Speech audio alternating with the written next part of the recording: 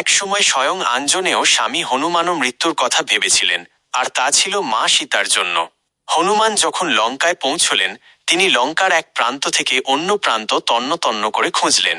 অশোক বন, রাজপ্রাসাদ, অরণ্য সবখানে খোঁজ করলেন, কিন্তু কোথাও সীতামাকে দেখতে পেলেন না। তখন তার মনে গভীর হতাশা নেমে এল।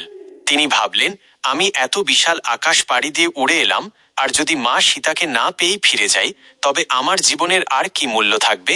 তিনি আরও দুশ্চিন্তাগ্রস্ত হলেন এই ভেবে যে কিভাবে তিনি প্রভু শ্রীরামচন্দ্রকে গিয়ে বলবেন যে মা সীতাকে খুঁজে পাওয়া যায়নি। অযোধ্যার প্রজাদের কি দশা হবে? বানর সেনারা তাঁর সম্পর্কে কি ভাববে? হনুমানের মনে হলো এই লজ্জা আর অপমান সহ্য করতে না পেরে হয়তো সবাই প্রাণ ত্যাগ করবে। তিনি ভাবলেন, অন্যদের যেন এমন করুণ পরিণতি না হয়, তার চেয়ে বরং তিনি নিজেই নিজের প্রাণ বিসর্জন দেবেন।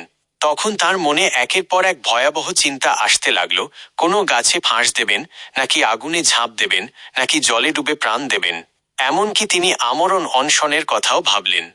কিন্তু এইসব ভাবতে ভাবতেই তিনি আবার নিজেকে সান্ত্বনা দিলেন। তিনি বুঝতে পারলেন, তিনি যদি মারা যান, তবে প্রভু শ্রীরাম এবং বাকি সবার কি হবে। ঠিক সেই সংকটময় মুহূর্তে অশোক বনের দিক থেকে হঠাৎ একটি কণ্ঠস্বর ভেসে এল।